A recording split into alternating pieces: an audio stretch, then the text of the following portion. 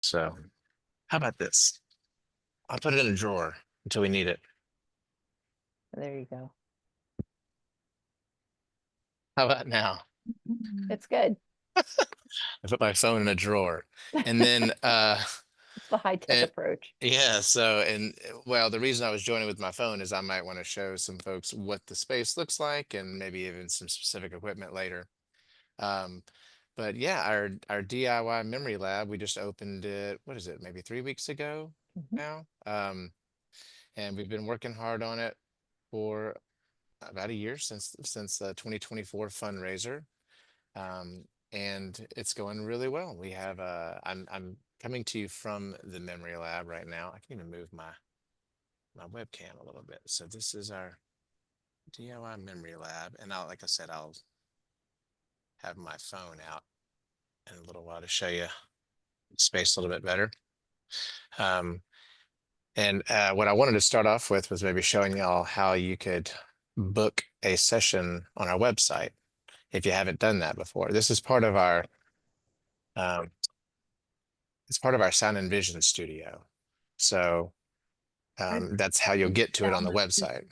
studio.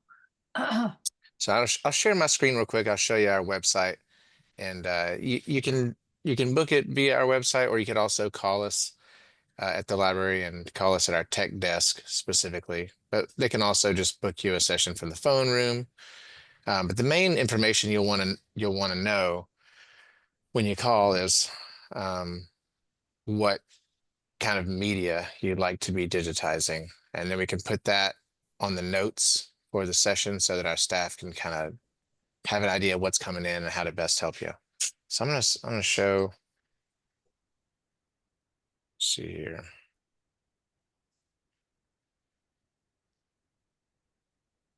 I just updated my Zoom and now all the screen sharing windows are just blank. So I'm trying to do this. One moment.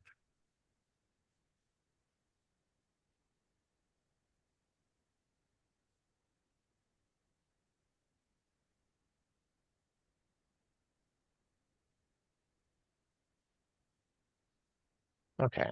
Can you see that website there?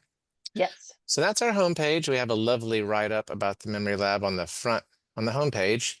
Um, Ben, our marketing assistant, interviewed me about the Memory Lab, and so you can read all about it here. And to book an actual session, you go up to the menu here, visit and reserve a space, and you click on Sound and Vision Studio because it's part of our Sound and Vision Studio. It's not inside our Sound and Vision Studio. That's actually um, in the very back of the lower level. The memory lab is located in part of our local history room. So we've carved out an extra space in our local history room because we thought that made a lot of sense because it really is preserving local history when you're digitizing documents, family movies, and all kinds of things from Lawrence and beyond. So we'll click on Sound and Vision Studio. It's um, so it's not inside the studio, but it's right by it. It's right next to the doorway to it. So you'll see it for sure. When you come down the stairs in the library, you can look to your right and you should see it. That was one of our goals with this whole project was to make it more visible, make these services more visible for people when they come in the library. So we click on here, DIY Memory Lab, and that's a photo of the space. Guess I'll click back and let you see that photo just a little bit more. Um, there's two stations there. We have a digitizing station for tapes. We transfer old tapes and cassettes and vinyl. And then the station on the right is for scanning. I may show you that a little bit more in depth. We'll definitely have some more tours coming up in the future in person. But to book a session, you click on this website. And this is what I'm working on right now, building this website out so that there's more information on here. Right now, it's showing you what you can digitize. So right now, you can digitize VHS tapes, like old VCR tapes, or Super VHS, which is a slightly different version.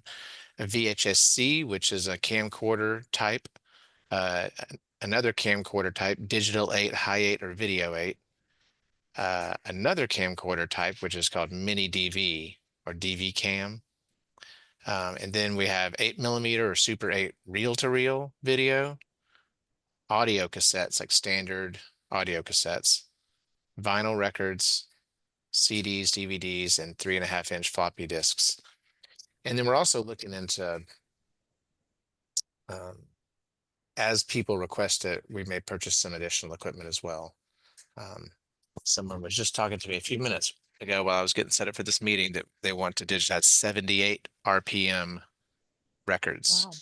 Yeah, so those are an older version of records that were that require a turntable that will do all three speeds, 33, 33 and a third, 45, and 78.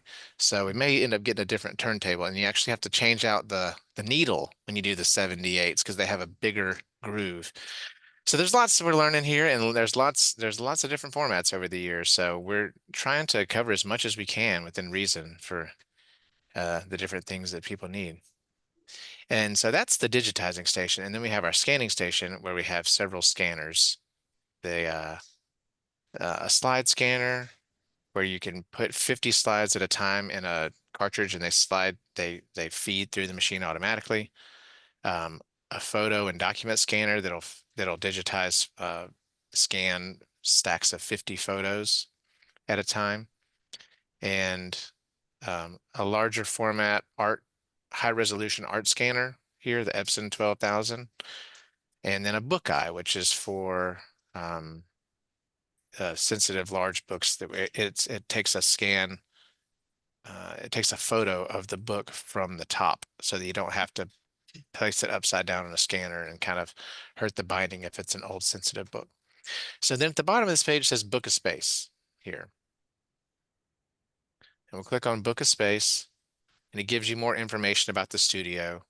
These are all the different spaces in our studio, the recording studio, the recording booth, the editing booth, the video cast studio for podcasts and video, and then the DIY memory lab. And this is really to help people make sure they're not booking the wrong space. They're booking the right space for what they're trying to do. Then there's our sessions, our Monday through Thursday, 4-hour sessions beginning at 10:30 and 3. And Friday through Sunday, we're open a little less time. So they're 3-hour sessions beginning at 10:30 and 2. And it's pretty popular as we've started opening up here the first few weeks and people have been reading about it. We may even do more publicity in the future for sure. But you see this bottom lane here, the DIY Memory Lab. It's black because it's booked for today because I'm in here right now, so can't come in. But tomorrow it's also booked up, and then we'll click this arrow and keep going to the future. So we see Saturday mornings available right now. It's booked up about a week in advance right now, but as you see, as I click through the dates, on Tuesday afternoon it's available, Wednesday it's booked up, Thursday afternoon it's available. So, and if you go a week out, it'll start being quite available. But if we go back to any old date, really, Tuesday afternoon, we can click on this green block and it shows us the afternoon session 3 to 7 on Tuesday, April 8th. We submit our times and then we'll log in with our library card and PIN number. Let me do that real quick. And they'll say your library card's on the back of your card if you need to find Yeah. it. And then we'll log in here. And then it gives you the rules again. These rules are mostly for the studio. We have some people that try to eat messy food in there and stuff like that and be late. So that's kind of what most of this is about. But one of the main things here is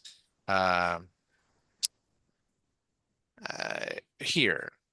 We don't provide an engineer for your entire session, but our staff will be available to help you for the first 30 minutes or so to get started and answer questions. And we find that is a really good time frame. We try to make our equipment here as turnkey as possible. So that first 20, 30 minutes, we can explain to you how to do the process. And then after that, it's usually pretty repetitive. And After we show you the ropes, usually you're good to go and handle it yourself. And then a lot of these things, you just have to let the tape play into the machine, or you have to just let the slides go through the scanner, and they take time. So press continue, and then I'd put in my information here. This is where it's really, we may add some additional options to this drop down, but what would be really helpful for us as a staff, if you click digitization, and then you can put what type of media that you're digitizing, VHS tapes, high 8 camcorder tapes. Now, I'd like to get on our website, I'd like to have a guide of how to tell what kind of tape you have, because some of the camcorder tapes are kind of confusing. So I'm working on that as fast as I can, but usually it'll say it on the tape, it'll say somewhere. And so you can write in to your best knowledge what type of project you're doing, or you could say scanning old photos. And then you click submit booking, and it'll look like this, and you can log out and make another booking. And that's going to actually go to a mediation process where our staff, within a day, they'll approve it.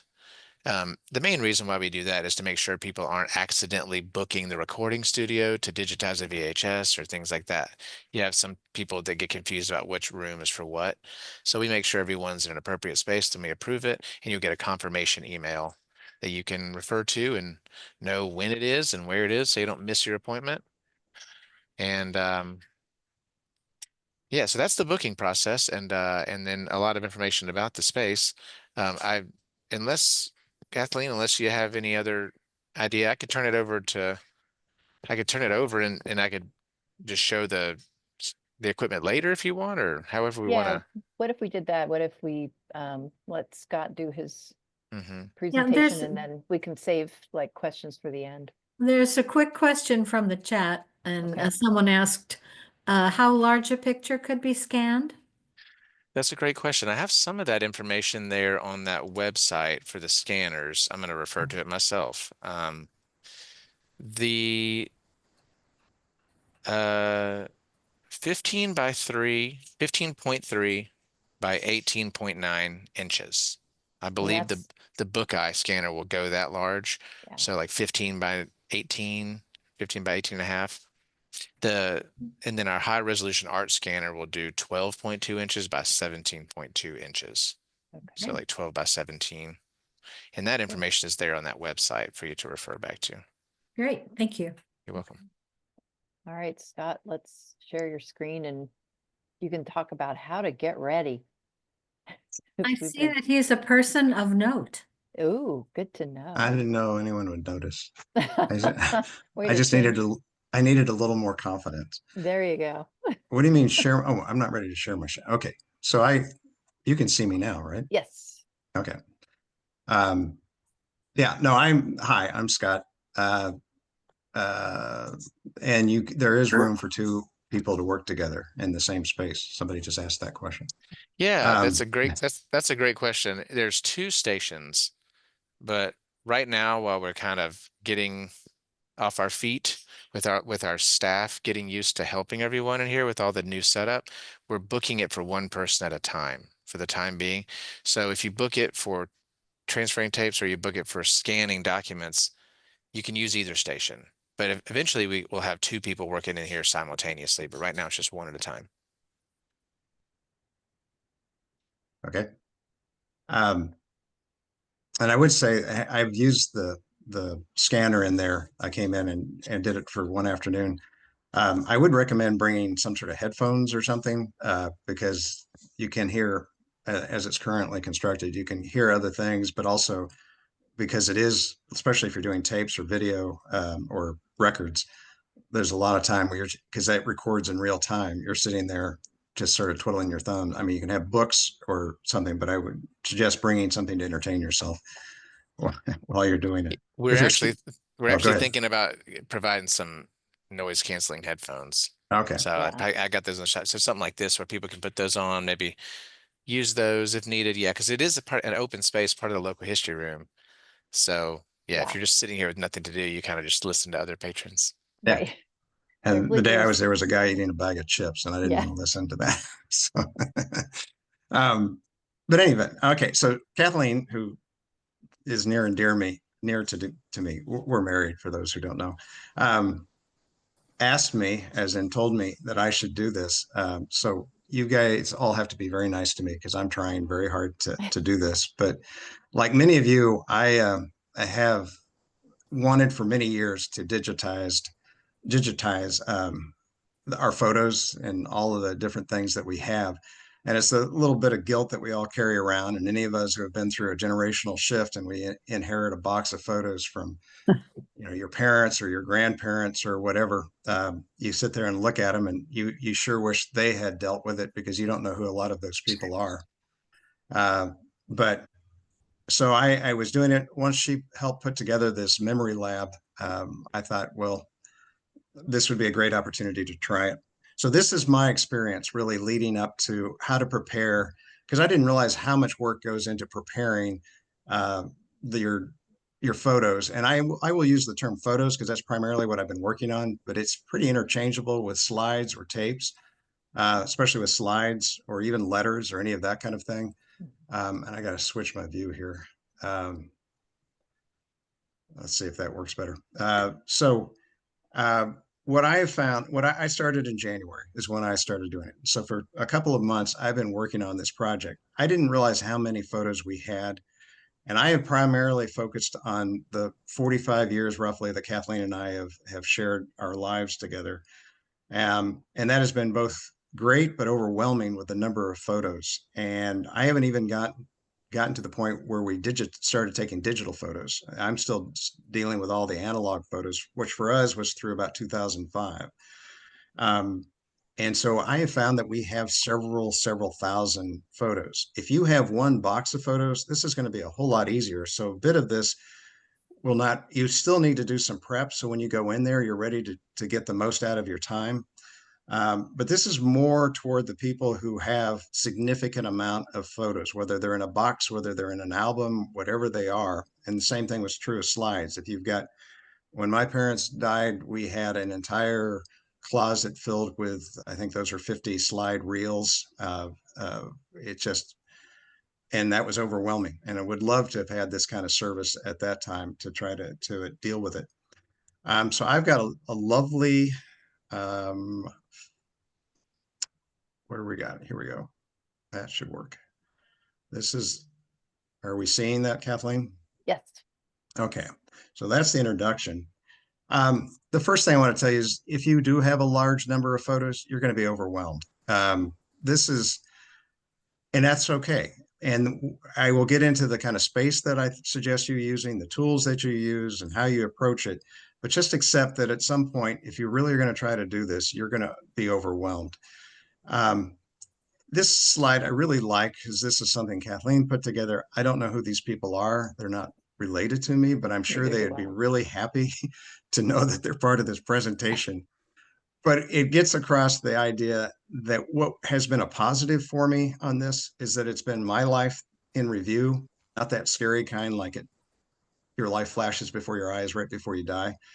A much more pleasant of, wow, look at all the things that we did through the years, the children, the trips, all this stuff. And obviously not everything was great, but it was still nice to look back at these things because you usually didn't take photos of just horrendous things. They're celebrations, they're good times. And I think that has helped me kind of work my way through it. The basic words of wisdom that I would get across is don't let perfect be the enemy of good. You will be tempted if you really start getting into this to think, well, I want to get the perfect scan. I want to do it just exactly right. Anything you do is going to be an improvement. And for an example of that, I would use actually Kathleen's family. Her mother had put together what I would call a moving box that was just filled with snapshots, photos from different generations. And it just was plopped in the middle of the room. And it was like, oh my, what do we do with this? She's one of 7 children. So at one point they finally got together and they all just divided it up as best they could by decade was how they did it. And then they sent it off. and collectively spent the money necessary to get it digitized. That's not perfect, and there are a lot of weaknesses with that, but it is still a lot better than that box sitting in the middle of the floor. It's safer for one thing, and they are on DVDs because this was done a number of years ago. So they're not as functional because DVDs are hard to, I mean, you got to have the drive for one thing, and then you have to go in and they're not searchable. You have to just scan through them to try to find the photos. They're not in a very good order. There's a lot of duplicates, but they were useful for a recent party for one of the siblings that we had that was being done. We were able to find photos, which if they had been in that box, you wouldn't have been able to do. So it's the, don't let perfection get in the way. Do the best that you can, and anything is going to be better. What I have found is that there really are 3 phases to doing this, and the one I'm focusing on today is the organizing. And that I have found is probably the biggest one for my particular project. The digitizing, because of what the library has put together there, is really sort of the slickest and easiest one. The thing that you used to have to ship off and pay somebody to do, and you weren't sure you would get your photos or films or whatever back. They have made that is, if you're prepared walking in there, it is really very slick. And then afterwards, what I call managing is, what do you do with all those digital photos or films or slides and make them usable? And that gets into things like tagging, which is the digital version of writing on the back of your photo, who it is, what day it is, or what year it is. It's easier to access because you can search then on those tags, and you can print new photo books. But so we're dealing with that first one of organizing. You need to prepare your space. And that's, for me, was finding, this was in our basement, that I was able to get space that I knew I could leave it for a long period. Maybe it's your dining room, a spare bedroom. Even if you don't have it and you just have like a card table, just something that you can keep your photos on. Again, depends on how many you're dealing with. But you're not likely not going to be able to do this in an afternoon. It's going to take a while. Some of that depends, not all of that, time-wise, depends on how detailed you get into organizing it. So get your space, get your tools. There's a couple of apps I'll suggest. And then the biggest part of it is picking an order that you're going to put them in. So this, again, is our space. Sadly, this is after I've actually done a lot of work. And the ones on the side show the boxes with the cardstock dividers by years and by other things that I've done. It has my discard pile, which I get into all the photos that you'll probably end up throwing away. But that's where the space is important. The tools, one thing I didn't know that I would end up using a lot was a light box. That's just a light box. You use it from slides, you use it for negatives.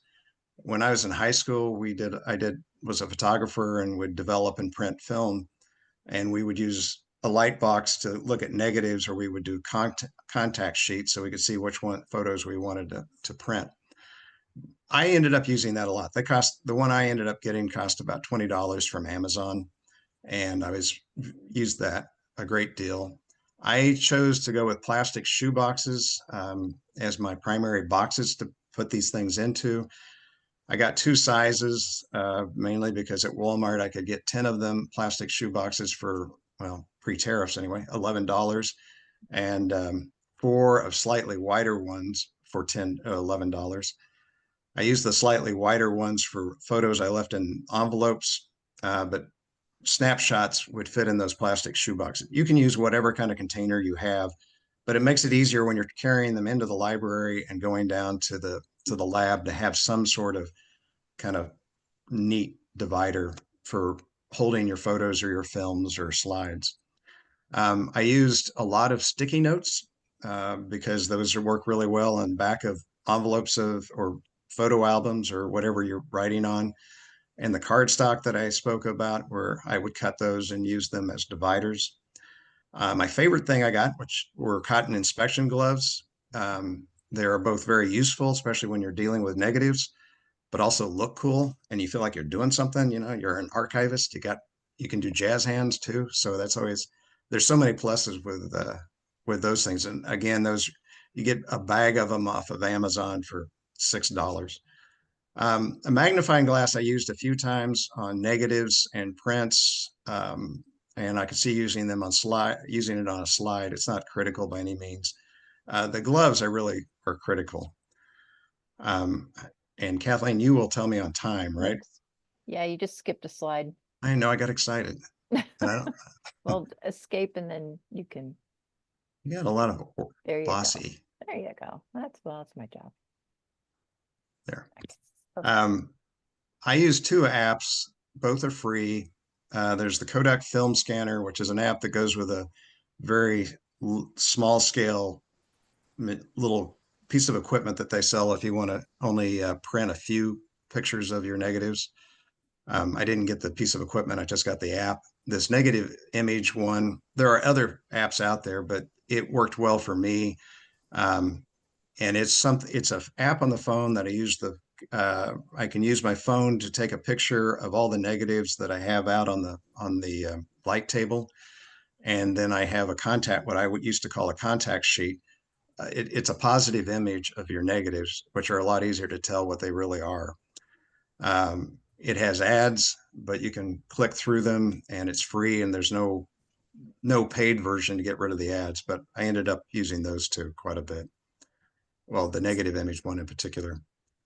So once you've got your tools, your space, you start gathering them. And the way I chose to do it, and we've lived in our house for 35 years, so there are a lot of nooks and crannies where we had albums, where we had boxes of photos, where we had boxes of negatives. And that was a project. For a lot of people, they know exactly there is one box, so gathering isn't a big deal. But for me, but I wanted to have everything there in front of me so I knew what I was up against. And I kept finding them. And, I started out with, I think, 27 photo albums, and they were kind of a pain, but I was really glad when I was finally through them all. And then Kathleen said, well, are you going to get that other shelf over there? And found like 8 more photo albums that I had not seen. So I just try to gather them. You will end up sitting down and seeing a picture in a slot or in a frame someplace and realize, oh, I don't have that picture yet. But gather as many as you can. And then we get to the ordering one. And this is I think where it can be, well, I know where it can be either simple or complex. And the goal is when you go in there to scan them, that you've got them in some sort of order so your scanning goes pretty easily.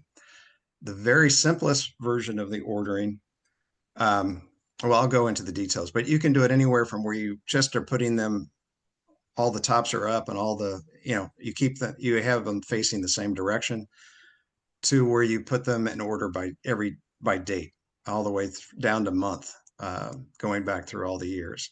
And each step up takes more time. So that will be the next thing you do. And I will get into detail with that. This thing was something I hadn't really thought of before I got into it, and that is culling, how many you're going to throw out. A lot of you may remember that when you get your photos developed, there was a phase where they would give you 2 for the price of 1, or two sets for very little extra. And so we have a lot of photos where we had 2 sets, and those are really easy to throw out. You don't need to scan it twice. So you realize a lot of them you're just tossing in a box. You're not going to be able to recycle these, by the way. It's the wrong kind of paper and it's got the chemicals on it. You're going to just throw them away. You can shred them if don't want these precious photos out in the dump, but you will throw them out. And then if you have many thousands like we do, you'll get more aggressive as far as throwing out others. Either out of focus ones are easy. The ones where you took 3 or 4 of the same essential thing. Ones that are scenery that aren't particularly beautiful. Really, you're looking for people, but you're going to have your own judging what it is you throw out. But anything you can throw out is going to help make your end product more interesting and easier to get to. So culling is something I strongly recommend.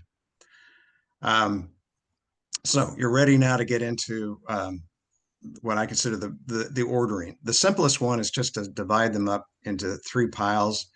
The snapshot size, which is roughly anything under a 5x7, a 5x7, and then anything bigger than that.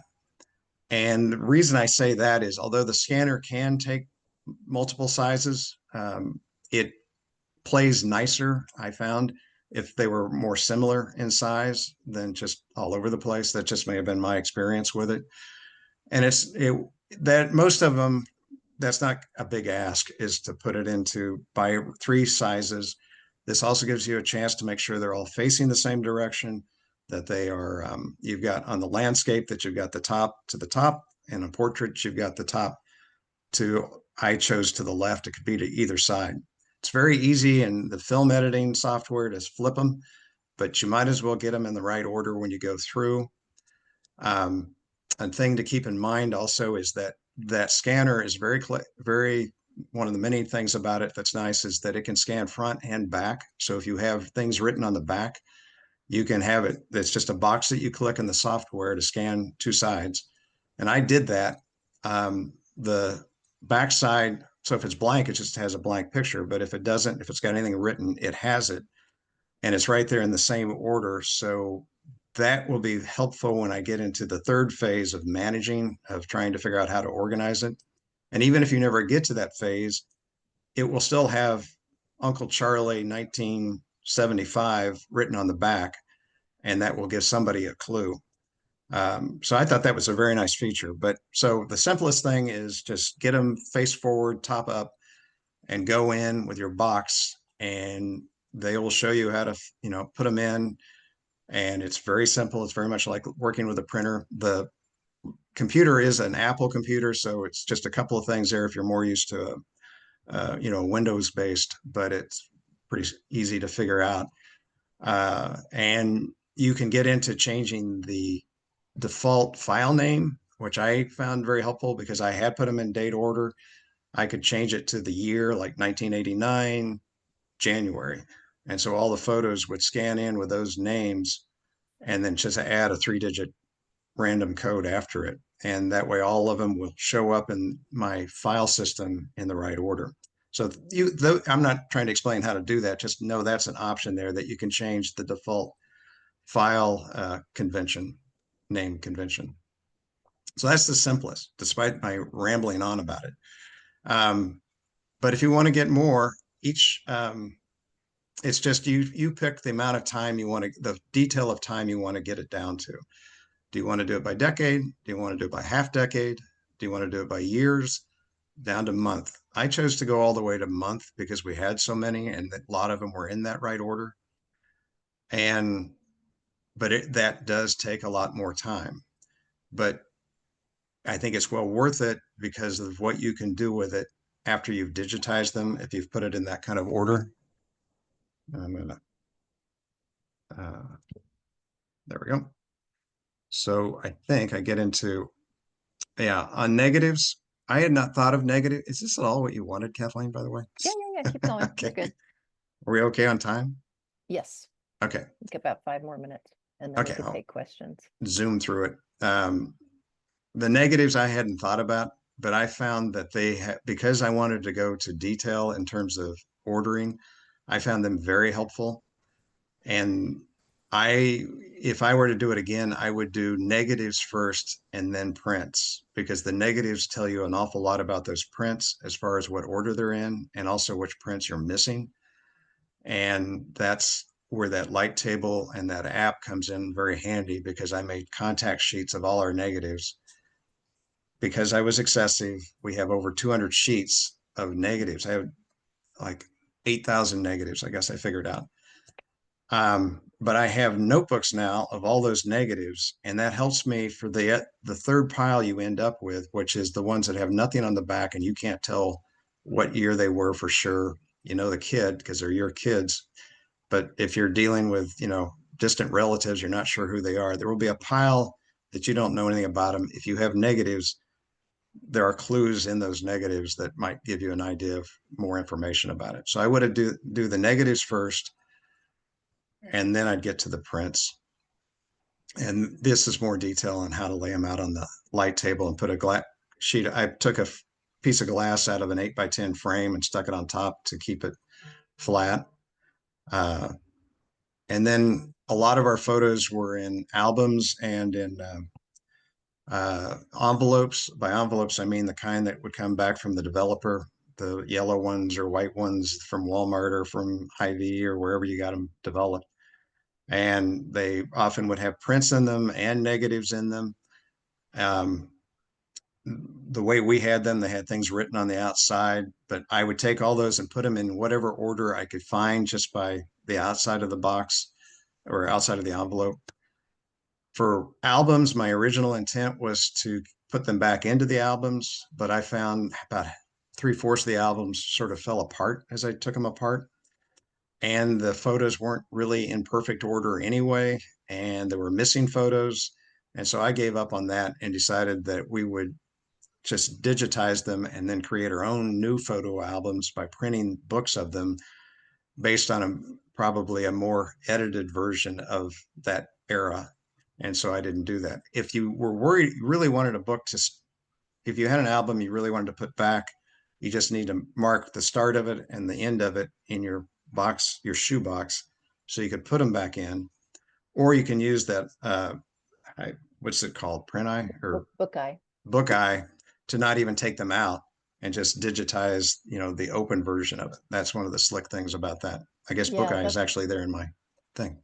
That's a really cool, for stuff that's really fragile, like if you have a super old photo album from your grandparents and you don't want to even attempt to disassemble it.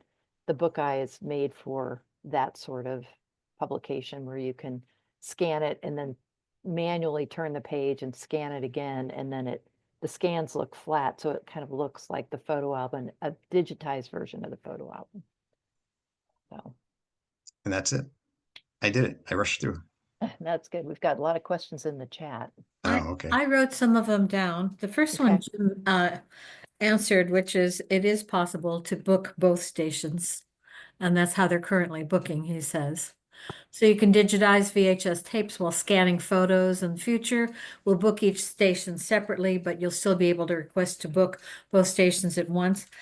And then the next question was, why are portraits oriented differently than landscapes?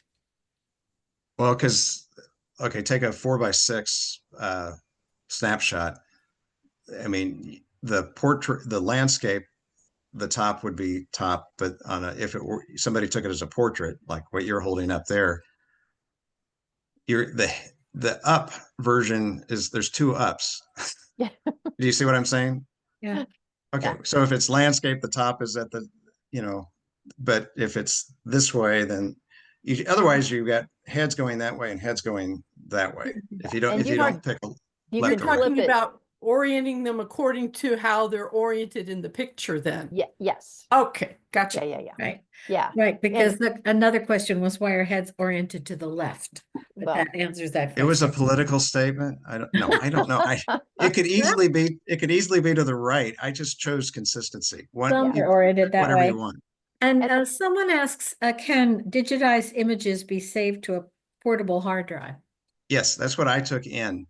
They should, you could do it to a cloud or to I took a terabyte digital or external drive, and it's very easy to hook up and say that's where I want it to be saved to. Okay. And if you want it saved to your Apple Photos or whatever or anything, they can show you how. I prefer to put it first onto the hard drive and then later save it to a cloud. Okay. And yeah, and Yeah. Jim, can't you use like flash drives and a SD card too? Yeah. Sure. Yep. And the photos would take up a decent amount of space, but not a terrible amount of space. It's And- mostly high definition movies that take up a lot of space. The VHS conversion even doesn't take up very much space because it's not very high resolution. Wait. So One question I have for you, Jim, is that I was planning on scanning at 300 DPI, dots per inch. That determines the quality of the scan. In the software, when I was looking at it, all I saw was big, medium, small, and I used big, but I don't know what DPI that was. that's a very good question. Yeah, because it's simple software, but I'll put that on the. I'll look that up right now. Actually, I'm sure they have that. Okay. I think it's probably in the manual. Yeah. They don't list it on the scanner. There's always trade-offs with simple versus Right. options. But I scanned them all at big, whatever that is. I think that's And probably more than 300. yeah, I bet. Yeah. but with a terabyte hard drive, which, it costs, I don't know, maybe $100, I could put over 120,000 at the size they were scanning it. I could put 120,000 photos on it. So even at high DPI on photos, like Mhm. you say, video is a different thing, but on photos, slides, they really, even at high anymore, don't take that much of a drive. One That- question came through, can brightness and contrast be adjusted? Oh, absolutely. And you can have that software do some automatic like color eye correction, red eye color correction and color improvement. I chose not to do that because you can do that in any kind of photo editing software also. That's just a choice. One thing is that the exposure of the default when you got it done at the grocery store or whatever, when you had it processed, Right. you'll find, like, with looking at negatives, you realize there's a lot of things that have been cropped out, and their default was pretty good, but sometimes faces weren't there that should have been there. So you can get into that kind of madness. Do I do it from the negative, from the picture? The picture's a lot easier to scan. I would scan that, but you can change the color either in software later, or see if you like the default of the scanner software, the way it improves color. I didn't use it, but I did do the red eye. I see a couple of questions about photos inside of photo albums. I'm going to share my screen again.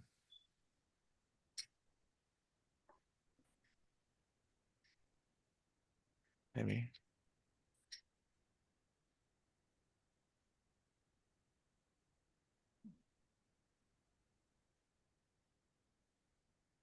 Can you see this?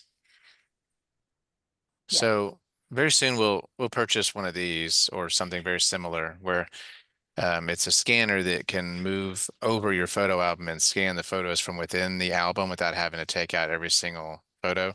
Now, I mean, there might be a little bit of a trade-off there with quality, but maybe glare, or if there's bubbles in there between the film and the photo or something. But I think I think this would be a great option because no one wants to take out thousands of photos. So it might be a good, yeah, a good option for people.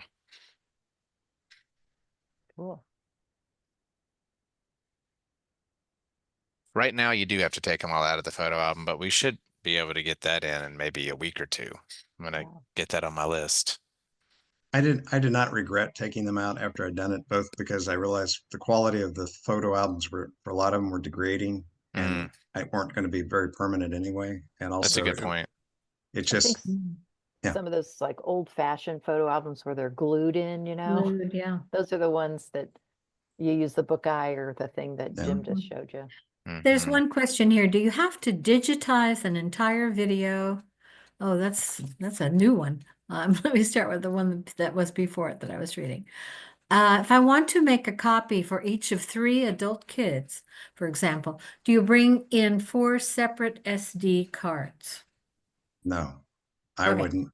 I mean, you could. I guess I shouldn't say that. I mean, if that might be the easiest for some people, if you're not comfortable copying discs, Yeah. files from one disk to another, if you're comfortable with it, I would put it on your hard drive and then just drag them over to 4 different flash drives, if that's what you're doing. In our case, where we're doing so many photos that it really doesn't lend itself very well to a flash drive, I just plan on copying, but I'm comfortable copying a drive. But you could do it down there, but I think it would be easier to do it from take what you do down there home, drag it over to your hard drive, and then just keep copying them over to new flash drives. There's some people that we sell flash drives at our tech desk for $10. They're 64 gigabytes. That's another thing I'd like to get on our website is some good calculations of how many photos and how Right. many hours of video would fit on each size. But some people do choose to do that. They'll just make 3 copies here, and then they'll mail them physically to Mhm. their kids. You can also save them to your Google Drive or some kind of cloud storage and share it with everyone that way. That's another way people do it. Another question, do you have to digitize an entire video, VHS 8mm reel, etc., or is it possible to mark sections and transfer just those portions that you want? It's definitely possible to transfer just the portions you want. You just might have to fast forward a little bit in the tape, and really what you're doing when you digitize the tapes is you're playing the tape into the computer. So you press play on the tape and record on the computer. And so you record in the section you want, and once it gets past that, you press stop on the tape player and press stop on the computer, then fast forward and find your next area and then press play and then press record again. And then it gives you an option to trim the files a little bit if there's, some blank area on the front or back of the video files in the software that we have. So yeah, you can definitely do portions of it. Here's a quick question too. How many photos can be scanned at a time? Is it dependent on the area under the scanner? This photo scanner will do stacks of 50. Yeah, I found I couldn't quite do 50. I could I do was about, wondering about that. Okay, so there's Yeah. another mode that I don't really even need to show. I could show it if we want to, but I don't know if it's necessary. There's a continuous scan mode that'll scan the whole stack. Put a stack in there. Right. And then there's another one called manual scan. So if you have photos that are different sizes or maybe just different types of paper, like you have a receipt and then you have a postcard and you just in that mode, you feed each photo in manually, just like with your hand into the scanner. So it's scan and you can flip it, scan, look at your next photo, flip it the right way, scan it. So it's just kind of as fast as you can put them into the scanner. And I like that. It's a cool option because if a photo stack is getting stuck together or some papers are wrinkled or they're different sizes or they're getting crooked, you can kind of just do it each one by hand. And it's actually pretty fast to do it that way too. I had good luck with because they were all similar size, just putting in the thickness of the paper depends on how many you can stick in there. And Gotcha. I did have 3 photos out of the 500 I think I did that for some reason I could not get it to scan. It would scan the back of it, but I tried manual, I tried automatic, and it just wouldn't scan it. It acted like that photo didn't exist. I never understood. I think it was my daughter Grace, so I think I was offended. She was a ghost, maybe. Yeah, I guess. Yeah, little poltergeist there. There you go. The last question I see here is, what's the approximate amount of time it takes to transfer a full VHS tape? It's the time of the tape. So some tapes are like 90 minutes or 120 minutes. So it's really how long the tape is. Back in the day, if you recorded the tape in extended play mode, you could have like 6 hours on a tape, I think. Now the camcorder tapes aren't usually as long. They're usually 60 minutes or something like that. And then the reel-to-reel are shorter. Those are usually 5 or 10 minutes. And that's what I'm working on with our website. There's different sizes of reels and they equate to different times. But yeah, it's real time. In every way. Yeah. And then the reel to reel is actually much more than real time. So a 10-minute it's 10 times as long. So a 3-minute video. So there's a reel, this big. This is a 3-inch reel. This is a box for an old Woody Woodpecker 3-inch 8mm reel. And it's a 3-minute video and it takes 30 minutes to Wow. well, I'm sorry. I might be misremembering that. I need to get that on our website. It's either 10 minutes or 30 minutes, but it takes Okay. longer than the actual video, Okay. Thank you. but they're not long. So it's not too bad. I will say, like with slides, it's the kind of cool thing is it does 50 at a time. It kind of, this little like cartridge thing goes down and flips them up on your computer screen. And with those, they're real easy to kind of delete the bad ones because those are hard to see in advance of whether you want to scan them or not. So it's pretty easy to delete the ones that, are out of focus or just not of interest. on the slides. So just a little factoid. And the questions keep a coming. Copyright question for hey- personal use, is it Hey, okay? to- Laurel, I've been trying to break in here. I can't see how to raise my hand on the chat thingy. So, one thing for large documents is to check out Scanning America in North Lawrence. And I don't know if they do color, but I've taken my architectural drawings up to 24 by 36. And I give them a roll of documents, and 2 or 3 weeks later, I get TIFF's TIFs back. And so for large documents, you might check with them. I do not know what they do with color. So larger artwork, I don't know, but give them a call. Scanning America, North Lawrence. Okay, thank you.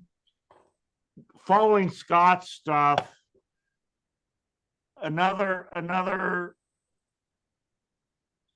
effort is to organize, try to figure out how to organize. I'm sorry about my photo stuff, but try to figure out how to organize the documents you're going to scan.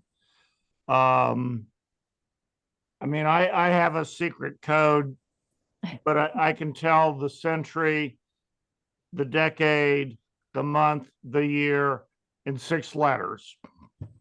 Whoa. And so when I scan documents, particularly photos, I try to write down as best as I can remember where they were and what we were doing. And, you know, who knows what I did in May of 1994.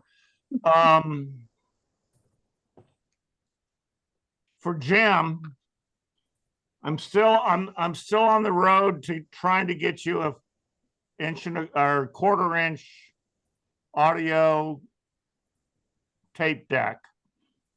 And I may buy it and give it to you. I don't know.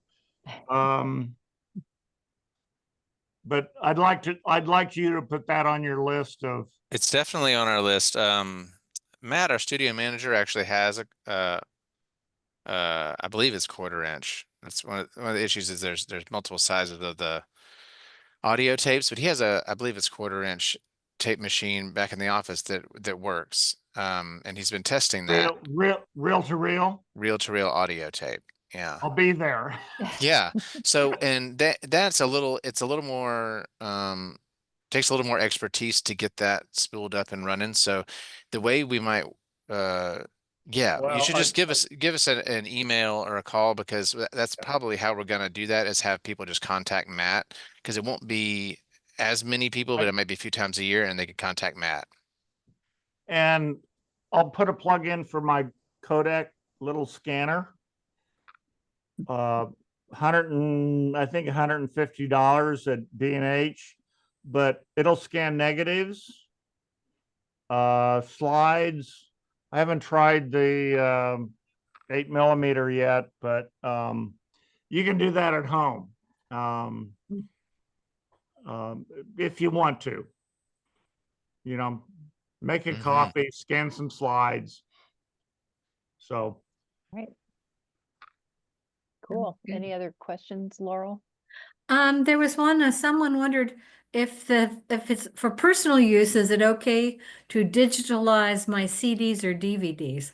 I think they're wondering if it's legal, maybe.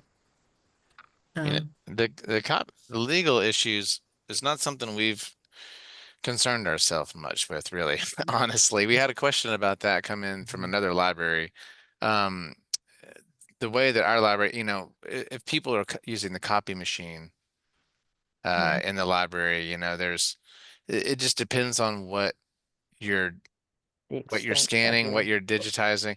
Right. So it's not something that we really police for patrons. So I mean, it's kind of on you. If I guess is what I Well, would say. In copyright law, there is a concept called fair use. Right. And fair use basically says limited copying, non-commercial use. And there are two other ones. Kathleen might know those, but so copying anything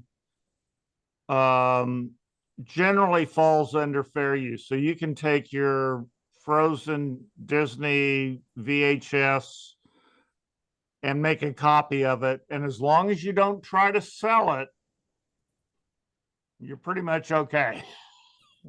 Yeah, as long Um, as you're not trying to make money on the copies, you're generally Yeah, okay. It's a good rule of thumb. that's part of fair use. Now, the AI companies are trying to wiggle their room under fair use, but that's another story. What is the other part of your? Yeah, I think it's, you just don't want to be copying a whole CD or No, and DVD. selling them. No, That's no, what I'm no. saying. You can, as long as you don't try to sell it and impact the income of the original copyright owner. Okay. So if I want to make a copy of a CD, DVD for my daughters, and I'm not selling it, I can do that. Okay. Got a few other questions here. I might be able to knock these out real quick. Is that okay? Sure. Please, go right absolutely. ahead. Yes, LPL, the library does have some digitizing equipment you can check out. It's under digital tools on our website. And that little Kodak scanner that you're just showing there, we have a few of those. They're by a different company, but they're basically the same thing. You can do slides and negatives in those. And we have VHS digitization kits too. And I've been researching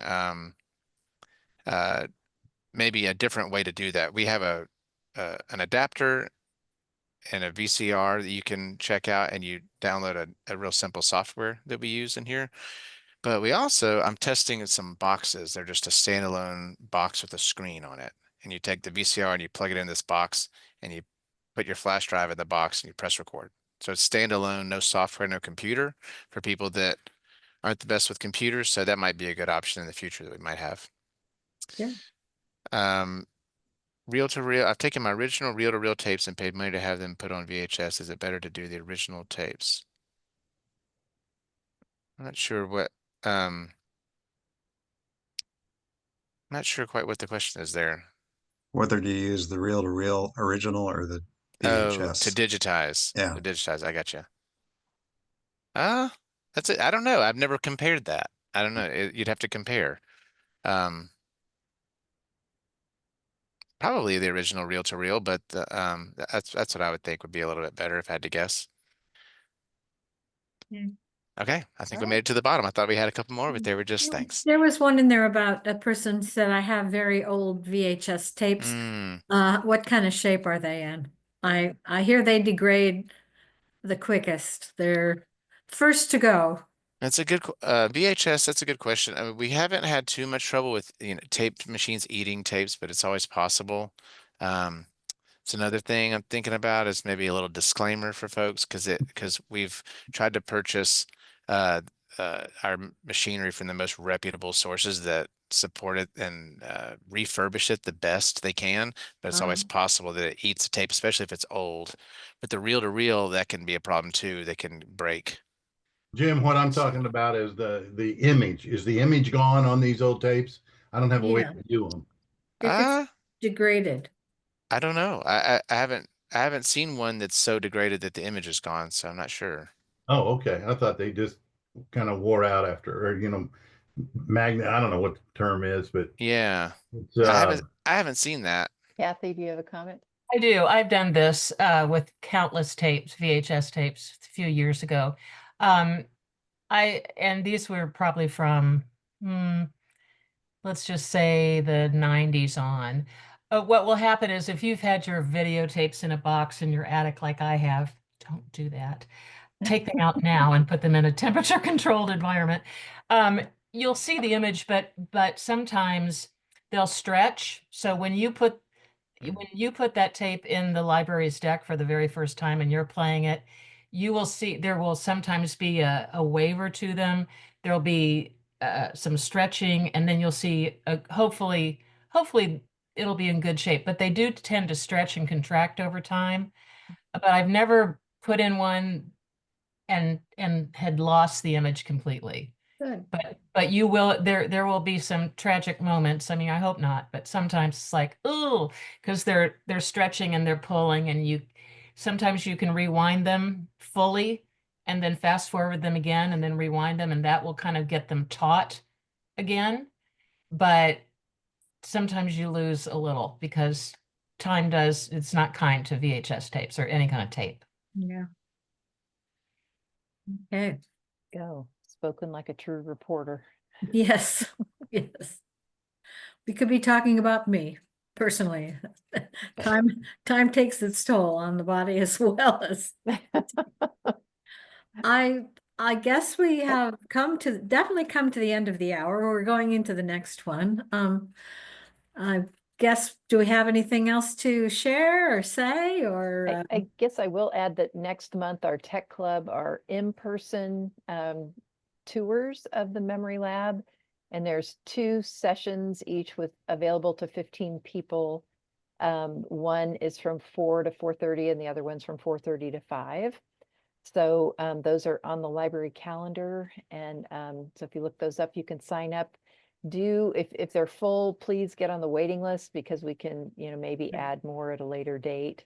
But that will allow you to kind of see the equipment up close and personal and kind of see what's available, because it's a really impressive space. And I want to give a huge shout out to Jim, because he and his team worked so hard to select the proper equipment. And then what they're really, really good at is making it turnkey so that it's understandable to normal human beings like us. So thank you, Jim. It's a Thank you, phenomenal Jim. space. You're welcome. And those tours are going to be, our next tech club will be tours. And we talked about doing that in May and June, I believe. Is that Yeah, correct? definitely May 1st. And Right. then June, depending on interest, would Right. be June 5th. So. Okay. All right. Well, thank you all for being here today. Thank you. I want to particularly make note of the person of note, Mr. Morgan. Thank you so much. You brought a lot of personal blood, sweat, and tears to what this is going to take, and we are all advised. So thank you for that. And Jim, thanks for your help and all your explanations. Thanks everybody for coming today to Tech Club. We'll see you next time, hopefully in person at the library in the dazzling new memory lab. All right. So thank you everyone for coming. We'll see you again. And may the force be with us. Thank you.